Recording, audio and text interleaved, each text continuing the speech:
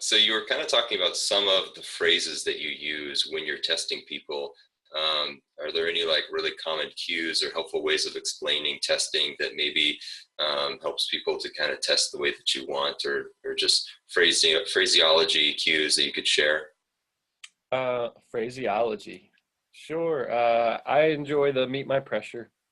Um, the resist gives a battle aspect to it. Um, and then it's hilarious when I do the, first pressure of really, really light. Now meet my pressure. And they just have nothing. And it's just, a foot moved over and they're like, wait, I didn't understand. What do you want me to do? I'm like, I Yeah, wanted to meet my pressure. They're like, oh, you mean like resist? I'm like, well, kind of. yeah, And I'm like, you want to try again? And they're like, yeah, and do the same exact pressure. They just don't have that neural access. And that's right. hilarious. And then I'll show them if we jump that they have the strength, that they can recruit other things. And then, you see the neck tilt or the tongue sticks out to the other side. That was a great one. We were doing some feet strengthening drills the other day, and I look up and the dude's tongue's sticking out to the side. I'm like, oh, let's do this again without the tongue. Yeah. Other cues. Um, Not really. I like just watching and seeing what the clients do. Um, I don't cue breath anymore because that helps hone me in on some specific aspects. So if they are choosing to inhale on a muscle test versus choosing to exhale, or if they're holding their breath, and then if anything, I'll just coach them just to just breathe naturally, or whatever is natural to them. Seen some breath patterns that don't seem natural to me these days. Yeah. And then allow me to look at the breathing apparatus and what's going on there, look into history a bit deeper, if they, had an injury to the rib cage or had a head injury and what might be going on there. Mm-hmm. But other than that, it's just basically just meet my pressure and give me any feedback of what you feel internally, if there's pain, or discomfort, or if it felt easy, or if it felt really straining and you felt another muscle kick in. But I like to see how they choose to cheat as a reveal. Yeah. Yeah. So you are doing constant visual assessment and just, as you say, observing what they're doing with their body, constantly checking for cheats, seeing how they move. As you're testing with people, you're always keeping a visual on the rest of their body and observing them. Yeah, it was actually Ryan Chad that pointed out that I don't even really look at the muscle or the client. I do like a soft eyes approach. And I was like, you're right, I don't look. So I'll set everything up and then I'll kind of look off to the side so I can see all of them, but I'm not focused on anything. So soft eyes, no focus. That way I can see, if a foot ticks in or out or whatever, instead of just being fixated on the, say, testing the shoulder, instead of just watching the shoulder. Right. You can see everything, but focus on nothing. Mm-hmm. So going back to kind of the idea of failures and when you just become confused in a session and don't know what to do with somebody, have you learned any good ways of kind of helping yourself clear confusion when you are testing someone, you don't know what to do, you get lost for a second? How do you restart or get back on track with somebody? I suppose the easiest is just get up off the table and walk again. That way it can give me a moment to breathe and reconnect and let go of that confusion. There's definitely times where you can pick up on clients' frustration perhaps, and that goes into therapists. So it's really important to remain that clear, boundary separate, connected. John Harris, our trigger point mentor, he say, you don't care. I mean, you do, you pretend to care, but you don't care. And, he was a loving, caring man, but his point was if we become attached to the outcome, we can block and get in our own way. Same thing here. So sometimes just the simplest thing, maybe get up, have a walk, then I can go get a cup of water, offer them one, and then we can come back and reassess. On the table, sometimes, like if you're testing a bunch of things and it's getting a little lost, to just stop. And, distract the nervous system somehow, tickle the belly button, have them breathe, and then reinitiate whatever movement pattern you were testing. So if it's back pain, and it's when they anteriorly tilt the pelvis, let's go back to that and retest. If you were looking at the big muscles or getting down to some specific littler ones, then you can see what's going on. So to always remember that motor control center of the brain is always reassessing where it's at in space. So again, the lying on the table, are you testing how they lie on the table, or is their pain, a movement while running? So maybe get back up, do the run again, or the jump, or the squat, or the lunge, whatever it may be, and then hop back on the table so that you are actually testing that movement program in the brain. Yeah, great. Do you have any prerequisites with people before they come in and see you? Like, hey, before you come in, read this thing about me, or, don't come see me the same day you do a marathon, or do you just kind of let people see you and they'll come as they are and maybe you'll help them when you see them? Or what kind of like pre-appointment things do you have with like a first-time client? Yeah, just meet them where they're at. Yeah. I don't think I've had anyone come see me after a marathon day. No, yeah, it was a dramatic example. No, and then just because of travel and teaching and everything, I just get people on the schedule when they can make it. Mm-hmm. I mean, the ideal, you would think common sense, but I do now remember a couple people coming in after like a couple drinks at lunch or something, yeah, and just testing on them, and you can smell it in the exhale. Another guy, we were about halfway through a session, 15 minutes of assessment, 15 minutes of testing and looking and maybe a release. And then he's like, it was back pain. He's like, oh yeah, I did take a Vicodin about 2 hours ago. And I was like, oh man, yeah. That's going to throw off everything. Mm-hmm. There is times where food substance, everything starts getting really weird. I'm like, did you just eat lunch? And they're like, yeah. I'm like, go rinse your mouth out with water. Mm-hmm. Make sure that's just kind of a clean slate, because of course food will affect us. But really just meeting clients where they're at, helping educate them as much as possible. If they do make choices beforehand, like to have a couple drinks. Yeah. But that's on them. Yeah. But no other real prerequisites.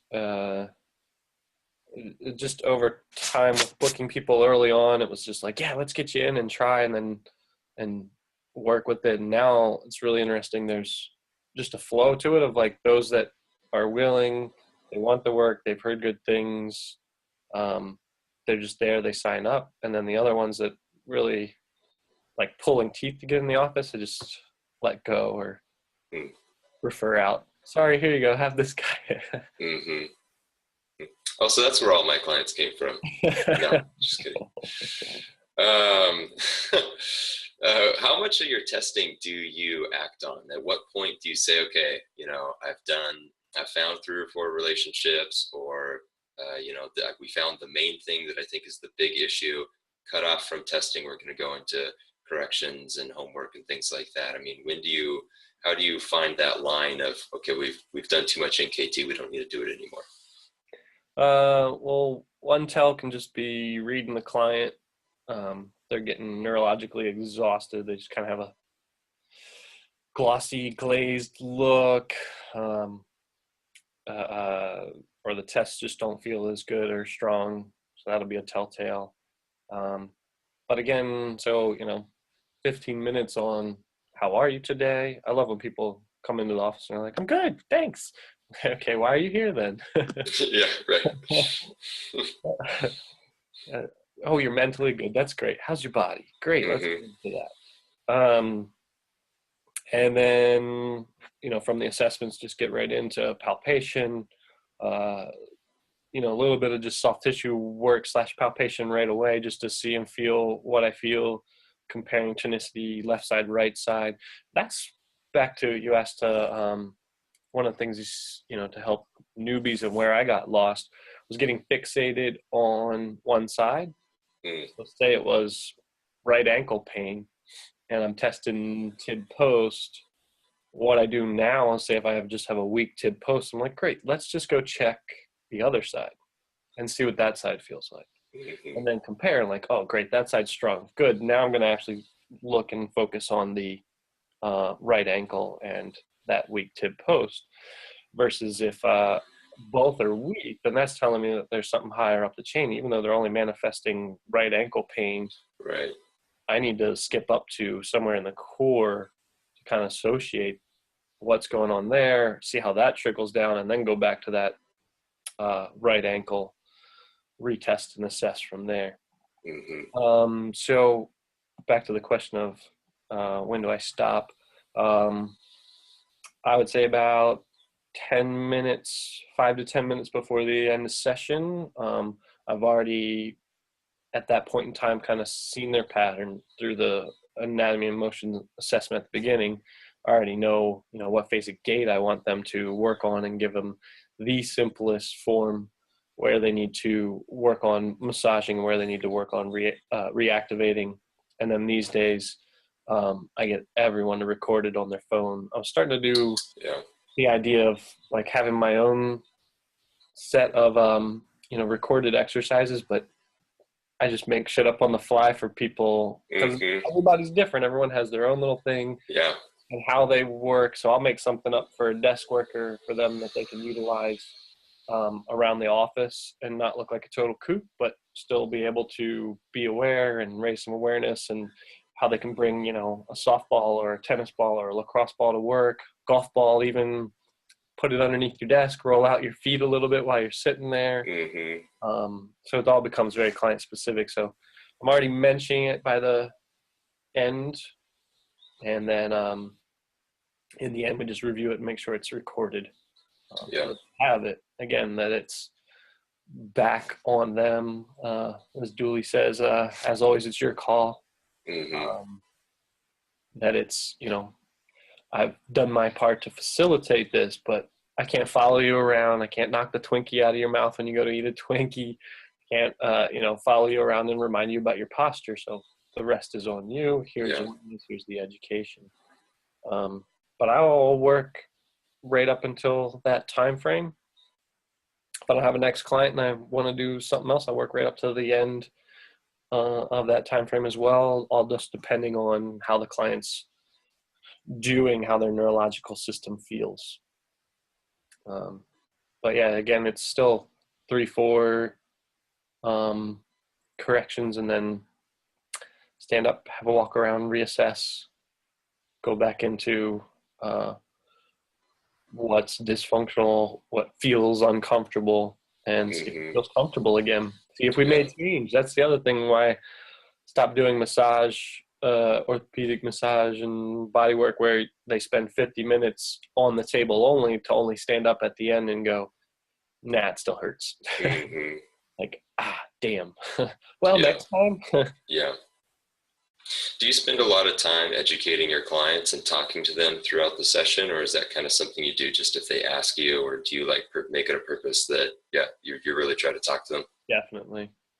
Like I said, I find that education becomes one of the most powerful, long-lasting effects for people. Just the other day, a woman had knee pain and was like, that's all right. It's arthritic. It's just always there. We went over the foot where she's supposed to stand on the foot, wedged her, just did some really simple movement. This was not even her complaint. It was just we had some extra time because we took care of the complaint. It was all based around the scar and tissue work on a scar. And just educated her on the foot and how to stand. And I saw her this week after not seeing her for about 2 months. And she says, the knee pain will come, but then she remembers what I taught her about the foot, and she'll just do some simple movements and the knee pain goes. And I was like, that's beautiful. Like, let's high five. Jordan, a couple more questions I have for you.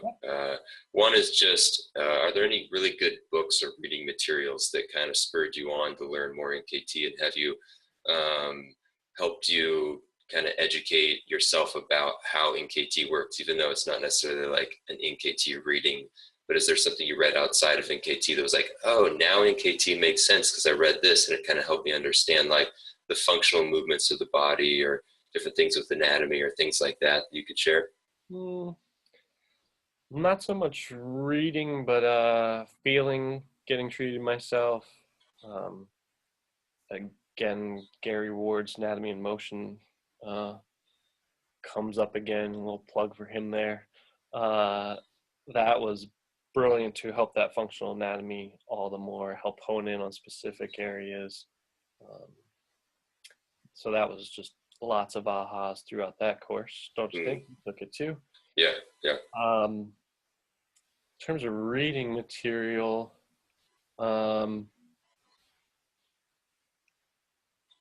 not really on the reading side of things. It was more just experiential, going to the courses, study groups, assisting, feeling it. Yeah, most of my reading materials on bones and what bones and like cranial bones are doing.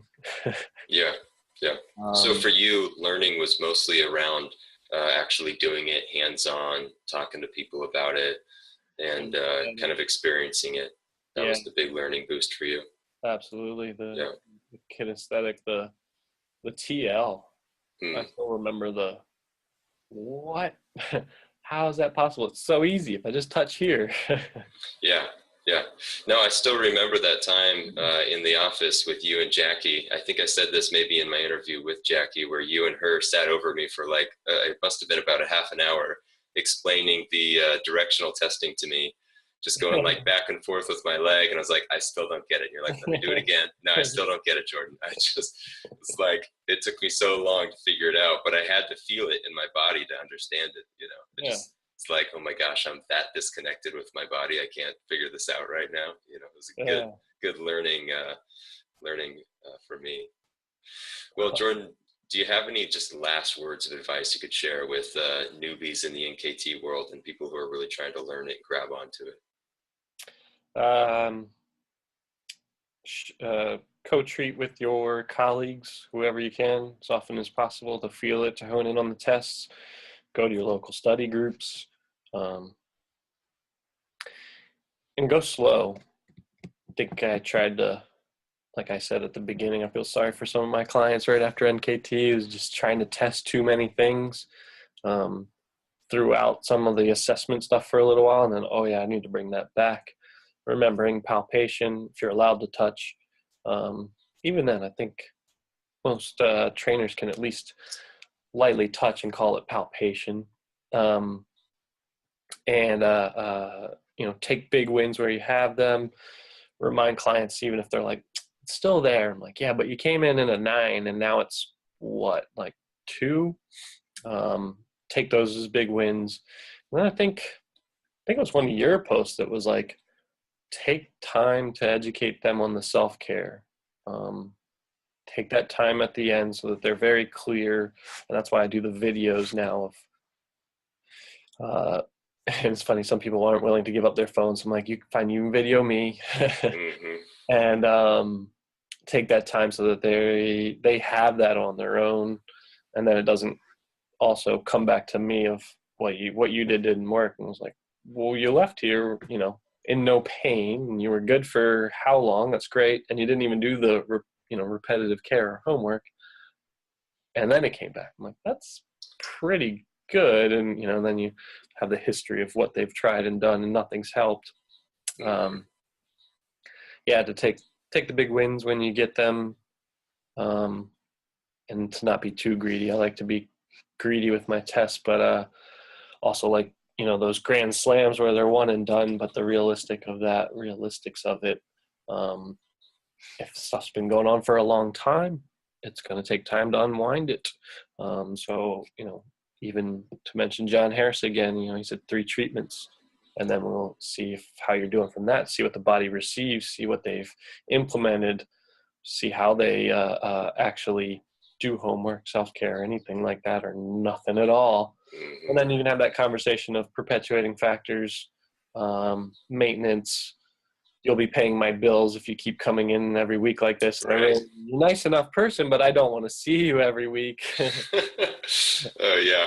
Having those conversations, yeah, and that kind of boundary of caring but not caring. They'll be attached to the outcome, support people, facilitate them along their healing path, because it's all them that does the healing.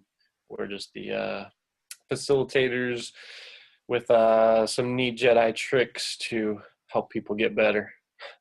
Yeah. Yeah, well, Jordan, thank you so much. That's excellent advice, and I love hearing your experiences again. It's really been special to interview you today, and it's just been an honor to hear all the things you had to say. Thanks so much for Thank being you, here. Brandon. Yeah, Yeah, thanks, Jordan. you're welcome.